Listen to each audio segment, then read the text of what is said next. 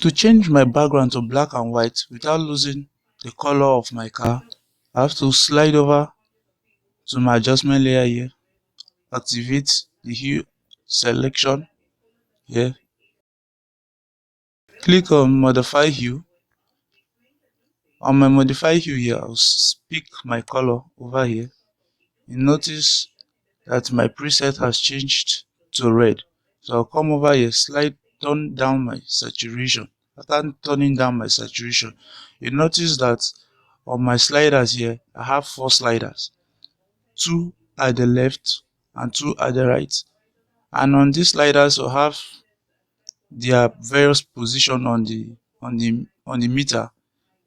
Here you have 315, here you have 15 degree. So all I have to do is to invert their position. So I want to change this 315 to 15 degrees.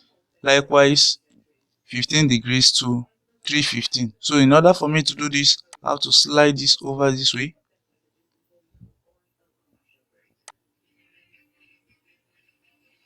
Also slide this to 15 degrees.